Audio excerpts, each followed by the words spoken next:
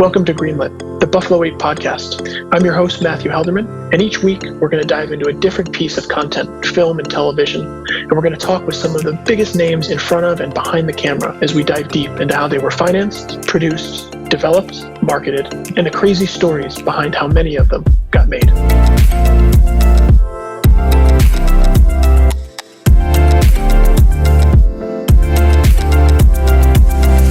Welcome back to Greenlit. On today's episode, we're chatting with producer and recent first-time director, Randall Emmett. We spend the majority of the episode talking about Randy's experience working with legendary director Martin Scorsese. We also talk about his recent turn in starring on camera on the hit reality show Vanderpump Rules.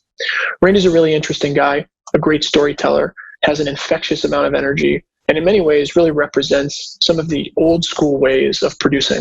But there are also areas of Randy's career that we don't touch on, including working for Mark Wahlberg, producing over 100+ projects with stars like Stallone, Schwarzenegger, and Bruce Willis. So without further ado, enjoy this conversation with Randall Emmett talking about Silence and The Irishman with Martin Scorsese. Welcome back to Greenlit. On today's episode, I'm chatting with producer and now director Randall Emmett. So Randy, thanks for taking the time, man. Thanks, buddy. Thanks for having me. Of course. We've made a couple of pictures together over the years, and something tells me a couple more coming up here shortly. But you've made 113 films as a producer online, and I'm sure you're going to tell me it's even more than that at this point because there's more things in the hopper, I'm sure. But I wanted to talk mainly about The Irishman and Silence, and I know those two projects are pretty linked in terms of how they got greenlit. And you're a great storyteller, so I'm guessing I'm not going to be doing very much talking other than saying, how did they get greenlit, Randy? Well, it started like this. You know, everybody dreams of making a movie with Martin Scorsese, including myself. I went to film school in New York City, and obviously Marty, is a topic in any film school or any filmmaker's aspirations. Everybody's inspired by Martin Scorsese. So there was a moment where my agent called me, R.A. Manuel, who represents Marty, and said, that movie Silence I told you about years ago, I said, do you want to do it? And I said, that movie was like $75 million. I can't raise $75 million for this movie. He goes, no, the budget's way less. And I said, well, what do I do? And at the same time, they were having table reads for Irishman, but like in New York. But the idea was whoever did Silence would get to get a 2-picture deal, get to do Irishman. Irishman obviously being a more commercial movie, but Silence being Marty's passion. And I didn't know Martin Scorsese at all. So immediately I said, what do I have to do? He said, get on a plane, go to New York, and tell Marty why you should make this movie. I was like, okay, great. So next thing I know, a couple of days later, I'm booking a ticket. And I found out that Irwin Winkler, who I had produced the movie he directed called Home of the Brave, was kind of in the middle of all this. And that was great for me because I had somebody that was close to home and could kind of give me an update and break it down for me budget-wise and what they had been going through. And I found out that this is Marty's passion movie of like 20+ years, that Graham King and a bunch of different producers, different incarnations, Daniel Day-Lewis had been attached, many different actors. So I was super pumped, and Irishman obviously was like, right in Marty's wheelhouse. So I was like, whatever it takes, I'm going to New York. I'm going to give it everything I got, and I'm just going to, say what I got to say to hopefully get the chance to do this deal. So I landed in New York. I had lunch with Irwin, block from his office, and then we went upstairs. And this is kind of all a blur, the first meeting, but long story short, I'm trying to make it not as long, but I went into his screening room, and Emma Tillinger, who's his partner, came in, and Marty came in. He was dressed like he always is, immaculate in his Italian suits, and shorter than me, which is shocking, and Irwin. And he came in, and he's like, all right, so Ari tells me, blah, blah, blah, and I kind of like checked out, and I was like, here's the deal, Marty. Can I call you Marty? He's like, yeah. I said, I just want to be able to say that. I said, there's nothing I can tell you as a producer if I made 500 movies or 5 movies that's going to change how you make a film. I said, but all I care about is the opportunity to be part of history and one day say that my name's side by side with yours. So I will do whatever it takes to support your vision, to be there. And I know this movie's taken 20 plus years, but I will get this movie made under any circumstance to be able to be side by side with you. And we went on and we talked back and forth and, et cetera. And at the end of the meeting, he's like, well, thanks for coming. And I was like, that's it? Like, tell me no. And I got on the plane and I think I landed in LA that night. Like it was the next day. And I got a call and they're like, that Marty loved you. He thinks you're great. It's yours. And I'm like, what? And then I was like so stoked and I was like flipping out. And then like the work began. I was like, so and there were a lot of things, that Marty had never done that I needed to get him to do in order for this movie to work. And the first thing we did is work on the budget. Me and Emma, Erwin, Rick Yorn, and Marty. And we worked on the budget to get it to a place that we thought, that I thought was financeable. And then the two things that I needed him to do that were very, very difficult that he had never done were, I needed to bond him. As an independent financier, you have to get a bond. So they thought I was speaking gibberish, and they were all like, want Martin Scorsese to be bonded. And I was like, yeah. And so they all laughed at first, and then the process began. I remember taking the bond company in New York to meet him, and he was great. Like it was everything opposite of what I thought I was going to go through. He knew the passion he had for silence was so strong that there really was not a no. And I had a great team with Emma and Rick and Erwin kind of helping me navigate, Martin Scorsese. But great. So we got through that. And then I remember the big thing was I called them up and I said, look, a lot of people have heard about this movie for 20 years. None of the international buyers believe Martin's ever going to do this movie. So I have an idea. And they're like, what's that? And I said, we're going to go to Cannes and we're going to sell the movie together. And they're like, so you want Martin Scorsese to go to the market, sit in a room, talk to buyers? I don't know what I was thinking, but I was so obsessed, with delivering for him, and being the guy that got that movie made. And I was like, yeah, this is the only way. Because if they meet Martin Scorsese, I had done it with Pete Berg on Lone Survivor, and I had done it with some other directors. And I just said, Martin Scorsese is Martin Scorsese. And, when you sit with him for 15 minutes, it's like sitting in history. You'll never. Yep. So we went to we went to Cannes. We got there like 2 days before, so Marty could adjust to the jet lag. I flew over with him, and I remember getting there. It was so surreal because I usually come 4 days in. I was there like 3 days before. It was like ghost town, and then it started. We did like 3 days straight with. So backwards. Sorry, I sold the foreign at that point to Len Blavatnik for equity, and then he went and hired Stuart Ford to sell off the foreign. So Stuart led the charge with us over there, and we sat in a room for 10 hours a day, and these buyers came in droves, and it was amazing because he holds court like a king, and if you're a film, buff like I am, you just, the stories and the whole thing. And we sold out, we did phenomenal. And so the three big hurdles that I changed like my life as a producer were, one, bonding Martin Scorsese, I thought I would get fired. Two, taking Marty to Cannes, thought I would get fired. That was a big debate. That went on for a while. And convincing, and thank God that he was so passionate and was going to do, what he had to do to get to production.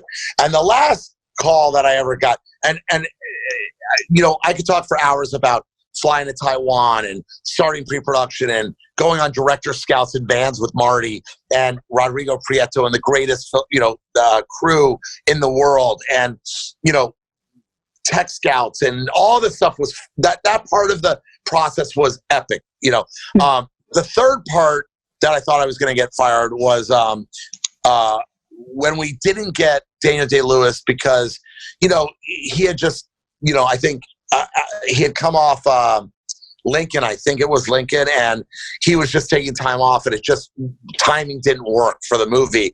And Marty wanted to cast Javier Bardem, and who's the greatest actor that ever lived, and I'd only be so lucky to get him. And I had just said that, for my financing, we need to get somebody who has a little more foreign value. Well, let me back that up so I don't get in trouble. Let's back that up. So casting, Marty, had a very specific idea to put in the role, the Liam Neeson role. And I felt that if we put this particular actor in that role, that the numbers wouldn't support the vision that Marty wanted. So I called Rick Yorn, and I told everybody this, and they're like, okay, you're going to get back on a plane, and you're going to go back to New York, and you're going to tell Marty this. And I said, what? I said, I'm not. You're going to send me to New York to tell the greatest filmmaker in history who he can cast. And they go, well, it's not really like that. I said, no, it is like that. So I fly to New York. I walk into his flat, and it's his casting director. It's Rick Yorn. It's Emma. It's Erwin. It's me, George. It's like a whole arsenal, and it's Marty. And this was very early on. This is before Cannes, I think.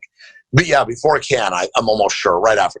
And Marty goes, so here you have ideas. Now, 3 days before I went there, I called every agent in town, and it's like a producer's dream. Like, I brought up Brad Pitt, George Clooney, Tom, people I will, you would pray to get in the movie. And they all were open, like, oh, Marty, yes, but, and I'm like writing it down. I think I'm being the greatest producer ever. I'm checklisting. I've got 15 movie stars.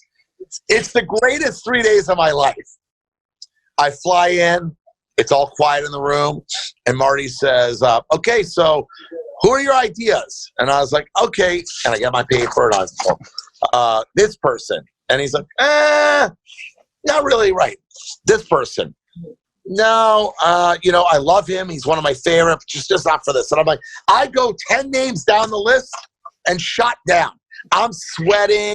I'm definitely like, it's over. Silence is over. And I get to Liam Neeson, and he has this Marty is very collaborative. Like, even with somebody like me who he never had to be. And Emma used to always say, he really, really opened up to you and was very collaborative through the process, more than she's ever seen with an outside producer. And I got to Liam, and he just looked at me and he said, I like that idea. He goes, I've thought of him, and I'm going to call him. And I got on the plane, and I thought it was over. And by the next day or the day after, he had already had dinner with him. And his agent was driving over to my office to sit in my back room and read the script, because we wouldn't let the script out. And I'm like, I've tried to get Liam Neeson for 5 years at $20 million a movie and got shot down every time. And this taught me that actors, even though you know this, you don't really understand the value, when you're, moving into this next level of being a producer, that actors, although everyone wants to work for a paycheck, at the end of the day, if they have the right filmmaker, they'll work for free, and that's what I learned from Marty. Like, the greatest filmmakers out there are the greatest filmmakers for a reason. And Liam signed on, and from there we got Paramount to take the movie out domestically. And then we, went produced the film, and it was just an epic experience of every proportion that you could think of creatively, just watching. I mean, I was in awe. I'd sit on the set next to it. I'm like, listen to him talk to his AD, David Webb, and Rodrigo, and Dante. And it's just like, you're like a fly on the wall. And even though he wants your opinion and you collaborate and he's jokes around, it's still, that this is the great Martin Scorsese. So from there, the movie got done, and then from there, Irishman came up, and I was attached to Irishman via Silence, and I wanted to finance Irishman independently, and then there was an independent version that kind of started a little bit, but the budget, was very large, and no independent truly could have financed that movie, at least in my opinion. And we were lucky that it ended up going to Netflix, and Netflix wrote a gigantic check and supported Marty's vision on every level. And now I get to say I've produced 2 Martin Scorsese movies, and it's like part of nobody can take that away from you, and it's Hollywood history for me. As a guy that went to film school in New York and came up on Scorsese movies. So that's kind of in a nutshell. I'm giving you the cliff notes. I love it. Was the toughest experience of my career. It took me like 2.5 years, to get into that place. It was very, very brutal to sell a movie that isn't right on the nose in terms of international and domestic. Curious, Randy, I didn't intend or prep to ask this question, but you've reinvented yourself in the company and the films you've produced many times over throughout your career. If you made Silence today, you'd have to make it completely differently. I'm guessing the answer is yes. Yeah, I think I'd have to make it differently. I think, first of all, I think a streamer would probably step in. I think I probably would have had an easier time, to be honest. I think we were so new in the streaming world, when we made Silence, and I think today, you have Apple and Hulu and Netflix and Disney Plus. And I mean, there's just so many. And I think today you have a lot more outlet. But yeah, I think the international markets changed dramatically. And I think things would be different for sure. It might be a little easier, might be a little trickier in other parts of it. But I do appreciate that you've noticed, because, I always say this to George, every 5 years, I try to reinvent the company, because otherwise you just go out of business. The international market, at one point in our career when we started, DVD sold through the roof. Another part, foreign sold through the roof. And then parts of foreign sold through the roof. And now streaming, which was kind of looked down at in the beginning of the industry, the beginning of our career. Now streaming is, like equal to any studio, buying a movie, at least in my opinion. Streamers are... Thank God we have streamers today, and thank God there's so much money behind these streamers. So I love to evolve, and I always tell George to last 23 years in this business, you have to evolve. You cannot try to stay the course, of which a lot of people do, unfortunately, and they go out of business. But I think the ones that survive are the ones that are always trying to reinvent themselves. Like, what can we do different? How do we tweak things? What's new in the business that we can try to be part of? And we're always trying to figure that out. Yeah, no, it's a good segue, Randy. Obviously now you're starting to direct. I can't help but think about, and I think you and I had a conversation about this a while back, about having worked with Scorsese and then starting to segue now into directing. Did the experience with Marty influence that? Did you always know you wanted to do that? I know you are really a cinephile, and I think what's crazy is a lot of people probably don't know that about you, that you really do love film and you love film history and you give a shit about filmmakers, but now you're going and actually helming them as a director. And curious if Scorsese had any, I'm sure he did, but was that kernel in your head already? Yeah, it's funny that you kind of hit on all these beats, like cinephile. Like, very few people know that. Like, one of my agents at CA about a week ago, in putting together this next movie that I might direct, he was saying, it's just amazing what a cinephile you are, and very few people know it. And I think that is, unfortunately, as a producer, there's so much business and deal making, and sometimes gets lost in the shuffle, and people try to pigeonhole you in. But the answer to the question is, did I know I was going to direct? I always wanted to, and I said about 7 years ago to myself, I'm going to direct one day when I feel mature enough to be able to handle living in the moment to moment, because I just think I was too all over the place, wanting to be a voice for writers and directors.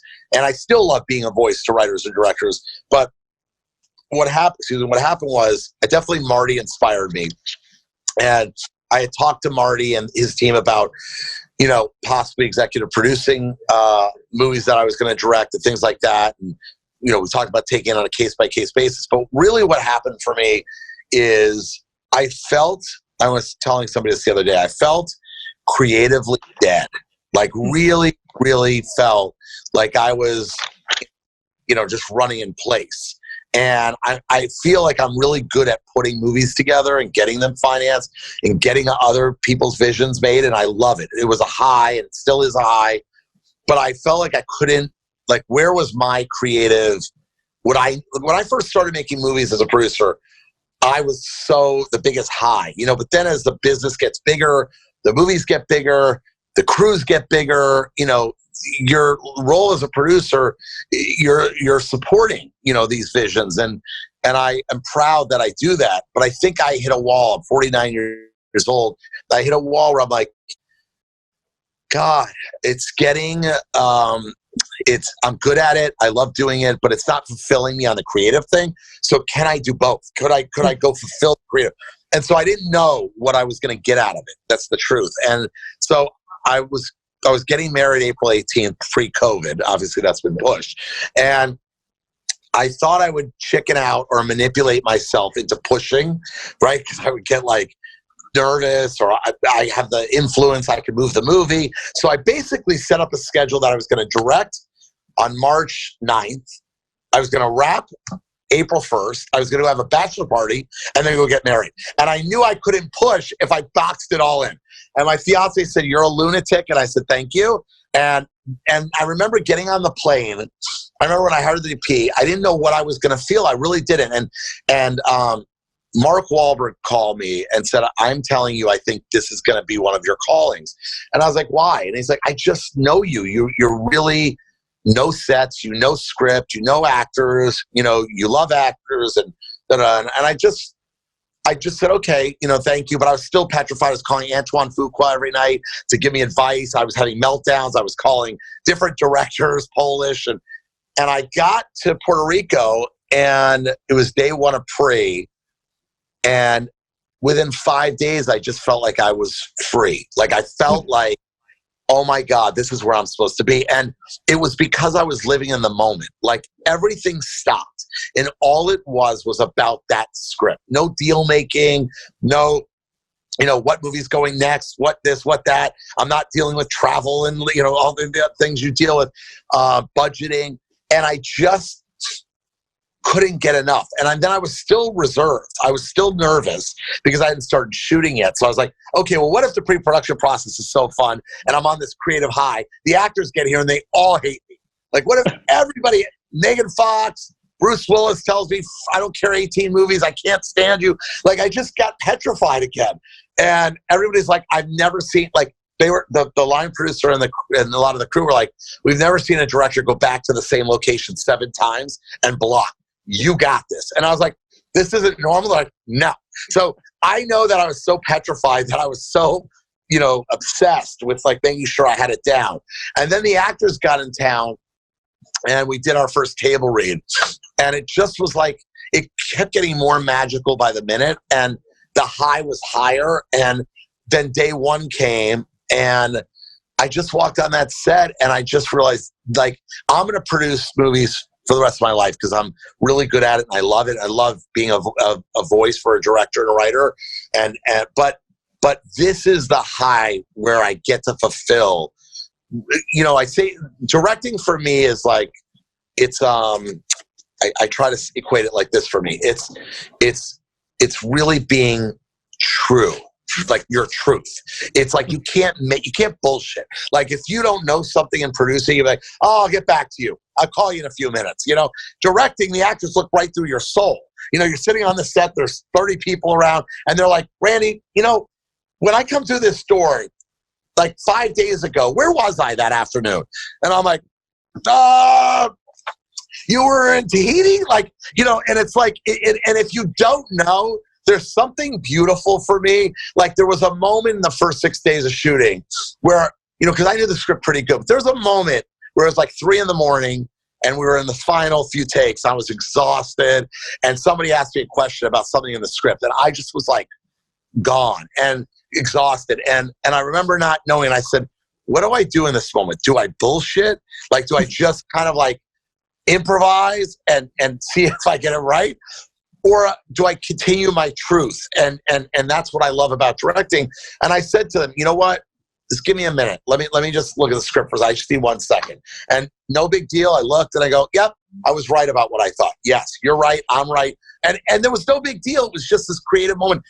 And I really love pushing the actors in scenes and seeing them do things and tweaking things and pushing them and getting performances that you see in your head. And they're so talented. And it's just, it really, for me, I couldn't get enough of every moment. And I'm so excited to continue doing it. And if I could do a couple movies a year directing and the rest, producing, that would be the dream because, but yeah, I mean, all the directors have inspired me. I've seen the worst of the worst. I've been in really bad, sets with directors that, don't want to listen or just, whatever it may be, early on in my career. And I've seen the greatest, directors in the world, and I'm inspired by them and in awe of them. And I just try to take everything I've learned from the 100+ movies I've done and try to put it out there as a director. But I think for me, directing allows me to stand still, stop moving,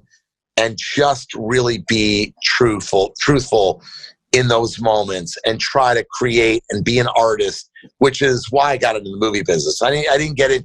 I still look at myself as, this nerdy kid from Miami that went to performing arts high school and was in the arts hall. I don't see myself as anything but that. So directing puts me right back in kind of like this safe space of like, I'm with other artists and we're all a little awkward but we're trying to create really cool and special moments. So that's it. It's great. Well, it's funny. You say you don't see yourself any other way than that, but obviously I've been in this business about 10 years and worked with you now for the last few of them.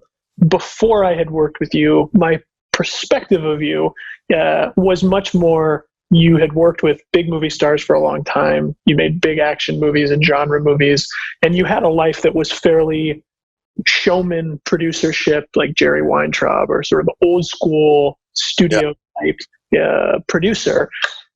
You may want to answer this, or you may say, Matthew, I don't want to answer it and edit this out. But you're now actually living your life more in the spotlight with the whole Vanderpump Rules and the Lala Kent of it. I feel like for you, it's a good extension of, obviously, forgetting about the relationship of it, but it feels like it's, again, another part of you and the reinvention of yourself as a producer. I know you're not, you had commented to me not loving being in front of the camera. Do you feel that way still? Is it something that's not natural to you?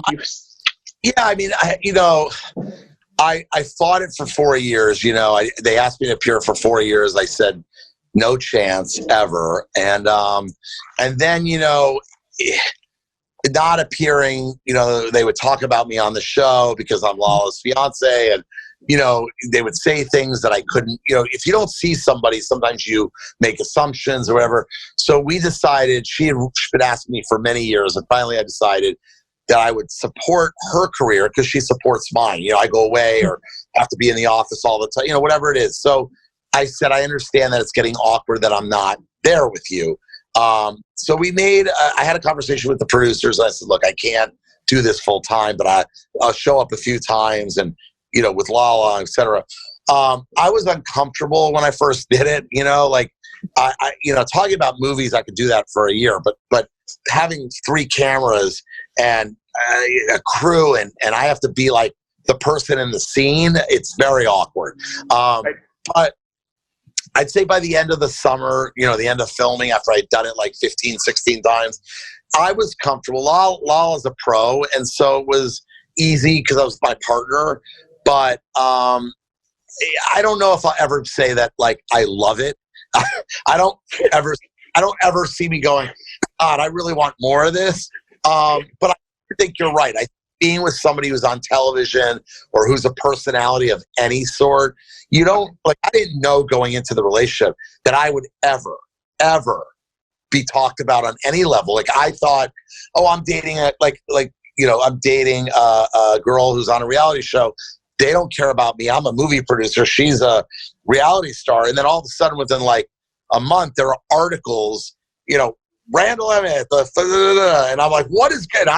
She'll tell you, probably for the first year, I thought I had to go to therapy. I mean, I was going to my therapist, excuse me, and there's nothing wrong with therapy. I like therapy, clearly. But but like I would go to my therapist and say, I'm having a meltdown. Like, I'm not okay. They're writing about me. I don't know why. It's not always nice. And this is crazy. I know you get paranoid because you have kids and you're like thinking, oh my God, they're going to Google one day. And how do I explain all this craziness? And so, it took me, Lala was like really helpful. She's like, babe, it's just you. I had a crossroad. I had a moment to say, do I want to be in this world and step out, or is the person I'm in love with, worth it? And I was, I'm in love with my partner. Clearly, we're getting married. And so that was never an option for me. Like, leaving was never an option. So I just had, I just had to get used to it. And it took me some work and some time with a therapist, and also Lala, saying to me, babe, this is not the real world. Like, whatever's written, whatever they say, doesn't matter. Like, you and I love each other. We're a couple, and you just got to know that. And after about a year, maybe a year and a half, maybe plus, let's say, I would say, by the time 2 years was in, I didn't care anymore. I just know that this is part of it, of her life. This is what comes with her life. And look, there are a lot of pluses of her being on television. They send you free shit. Hey, I never got a free thing in my life. So, I paid for everything, so that's fun. And, you go to a hotel on vacation and, they give you all types of things and they upgrade you to big suites and I'm not paying. And I'm like, okay, and so the pluses were fun. And, at the end of the day, I feel like a healthy relationship is one that supports each other's careers. I support her. You don't have a choice when your partner is a working, successful, personality. And I'm proud of her that she makes the money that she does and works as hard as she does, and she supports my career. So, there really wasn't a question. It was more just get an adjustment period. And the adjustment period was very, very tough for me. Somebody who's been in the business 23 years, the only interviews I ever did was on a red carpet opening a movie. And it was literally maybe 7 of them. You know what I mean? Like, nobody gave a shit about what I say. And I'll tell you my moment that I realized, oh my God, this is out of control. I was at the Academy Awards, and you get used to it. After 4.5 years together, you get used to people coming up and say, oh my God, you're Lala's fiance. You get used to that part of it after 500 times, right? So you're Lala's fiance to her fans, right? You're not a movie producer. You're not a dad. You don't have a career of your own. You're just a fiance. That's fine. I accept that. But I was on the red carpet for the Academy Awards, one of my highlights of my career for The Irishman. Em and I were walking together and getting into the event, and they have these stands with all these fans, and all of a sudden, they're like, I heard, like when I was doing an interview, I heard, Brad! And they're screaming my name. And I'm going, oh my God, it's so cool. I produced The Irishman.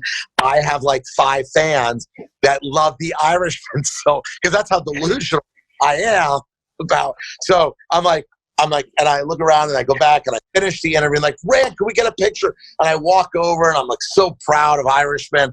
And they're like, where's Lala? And I'm like, okay. I walked right in the venue. I went right in. I didn't talk to another person. So that just shows you that, she, not my generation, but their generation, how the media and television, social media has a big impact on society, So, well, I want to be respectful of your time. I want to ask one final thing. You've answered it a few different ways, but you are always you are never short nor boring with your words, so it's worth asking the question. I always end these discussions by saying, looking back now on your career, what would you tell yourself sitting where you sit today versus where you sat when you were first starting? What piece of advice or pieces of advice? That's a great question.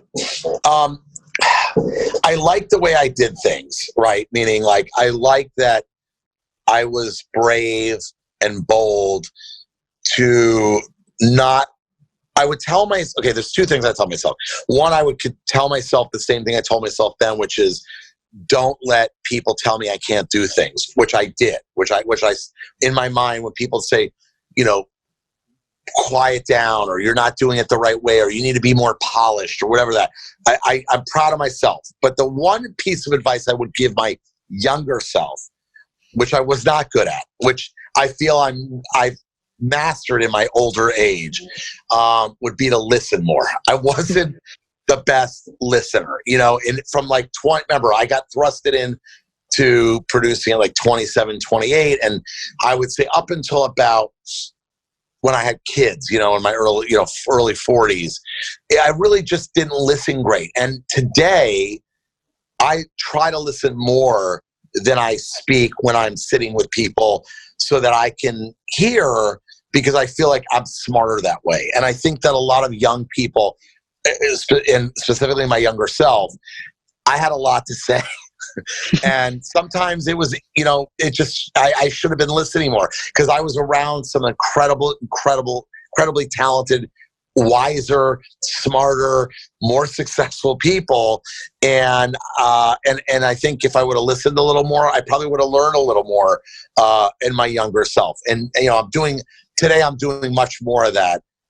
You know, when I'm around different filmmakers and different writers and directors and executives, I really like to hear their stories and everything. And maybe that was just like an immaturity thing, or a attention deficit disorder thing. But that's the thing I always look back and I go, I didn't listen as well as I spoke. So yeah. Got it. No, Randy, I really, really appreciate it, man. Thank you for taking the time. And I know we're catching up on the other side of the COVID tunnel and getting things back into production. I'm looking forward to it. Thanks, Matthew. Thank you, dude. Really appreciate it. All right, buddy. Thank you all for listening to another episode of Greenlit, the Buffalo 8 podcast. For financing questions, feel free to contact us at Bondit Media Capital at info@bondit.us. For production, development, and distribution questions, feel free to contact us at Buffalo 8, info@buffalo8.com. We'd love to hear from you and hope you'll continue listening to the podcast episodes ahead.